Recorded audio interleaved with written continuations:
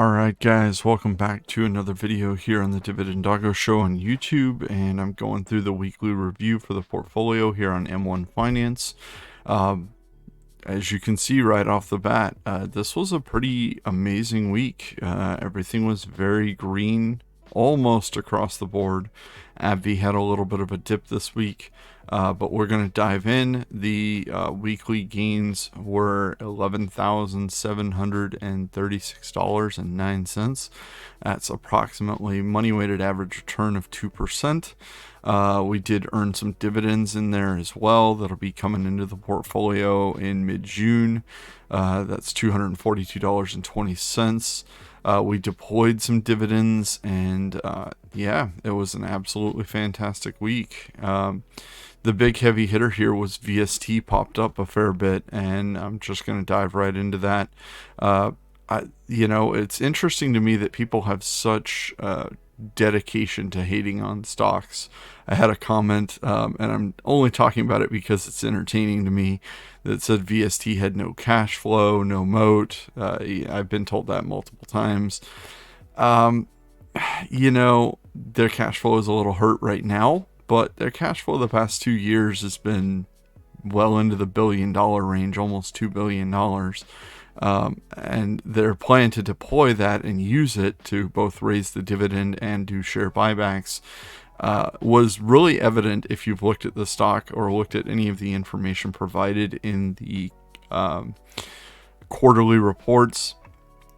You would have seen that they had a really great plan going from 2019 into 2020, and obviously 2021 has been a little bit of a mess due to the winter storm, but I'm very happy to see that this has come back up pretty significantly. As you can see, it was up near 7.61% for the week going into this was the first week of June, so this is the end of the week, June 5th, that I'm filming this on.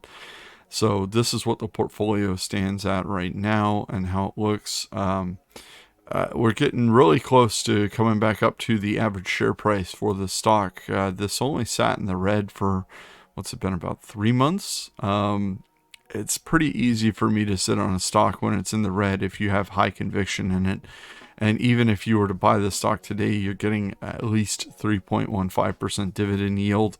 And on top of that, it's going to grow and it's going to come back. Like it's one-time fees and charges that are bringing the cash flow down in general for the stock.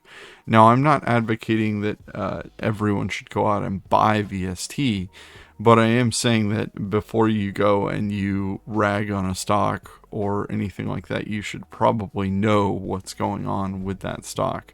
I just found it pretty amusing that there was that comment last week. So, back into the portfolio here.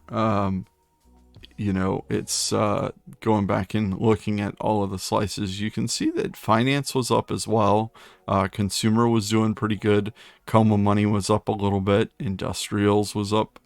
Real estate was up. Energy was up. Monthly dividend stocks are up. Even tech was a little bit up, even though I've cut my tech holdings down quite a bit because the other taxable portfolio is 100% tech stocks. I'm kind of loving this. I need to get more money into the Coma Money Fund, but overall, everything's looking pretty good. Home Depot was down a little bit, which if this keeps coming down, I'm definitely going to be buying some.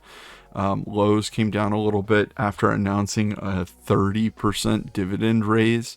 Like, yeah, these are just two easy picks that I can throw money into and not really have to worry about anything for the future, because no matter what happens with the economy overall, there are more houses being built.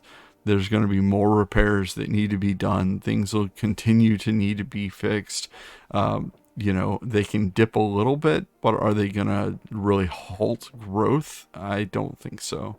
I think that if you go back and you look at what happened from 2006 to 2008, you would see that those stocks are going to just keep growing. The housing market needs to expand in most markets, especially if you're on a coast. If you're in an area like Los Angeles, where I am, there's construction everywhere. They're trying to fling up housing as best they can. And in general, you're always going to want to do repairs and updates periodically on properties. Being in the real estate and the property management side of the workspace, for me, I constantly am getting calls and seeing that those are just companies that you go to when you need something repaired immediately. You go pick it up and you go get it fixed. So finance is one of those that I had put a bunch of money into at the beginning of the year. And I kind of wish I had pushed up a little bit more, especially with Bank of OZK. This stock is just phenomenal. It's done very, very well, in my opinion. As you can see, Bank of America, at the beginning of the year, I was plowing money into JPM. Bank of America and JPM have both done very, very well so far. If we go back and we look at the quarter that they've had, it's pretty staggering. Those are amazing returns, especially for Bank of America there. I'm absolutely loving that. If we go back to our 1 week, though, I do want to talk about the Como Money Fund a little bit more. The reason that I have this set up and I made this shift over to this fund, I have the allocation set up so that if there's $500 or more in cash sitting, it will auto invest in. It should go into this pie and get divvied up 65-35 into SCHD and BRKB. And the reason that I have that set up like that is so that my wife, who doesn't want to have to worry about stocks, doesn't want to have to go read about stocks all the time and study them, she can just relax knowing that the money that this portfolio generates, which is just around, it's over $22,000. Then it was over $24,000 before the AT&T cut. But with them dropping the dividend, I cut the stock and threw it into these two funds. So having this to rely on if anything happened, that's why I call it the Como Money Fund. This was stolen from Hot Dave over at Hidden Freedom Investing as an idea that if anything happened to me, the money would just keep rolling into these stocks and keep generating, and I wouldn't have to worry about it at all. So I can easily sleep at night knowing that these funds are going to just keep growing and keep building and continue forward into the future. That being said, that's pretty much all that we have for the update for this week. I am going to try to get out this week the monthly update for May on what the dividends were that rolled in. So if you have a guess at what you think the dividends were that were paid to the portfolio for the month of May, throw it in the comments down below. And who knows, there might be a little prize or an Amazon gift card or something for whoever gets closest to what the portfolio earned for May.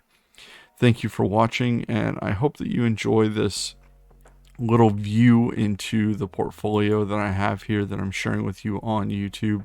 And I hope that you enjoy seeing how the portfolio works and how the money comes in. I do want to show real quick. All right, so I did want to come in and I wanted to show you what the two purchases were for the week. This on June 2nd, we had a morning trade and an afternoon trade. The first one was Lowe's. I'm just building up this position slowly, adding a little bit of money as I have it, and that's just all there is to say about that. I think Lowe's is a quality position that I'll want to hold for a very long time. And with the dividends that rolled in from ABR, I went ahead and rolled them back into the stock, buying a couple more shares. This brought me up 10 shares with that purchase. And this was a predominantly dividend fueled buy on ABR. So again, I want to say thank you for watching, and I hope that you enjoyed this look into the portfolio and how it works and how we're making money every single day. Trying our best to throw more money into the portfolio and get these gains and the dividends rolling in. Thank you for watching, and tune in next time.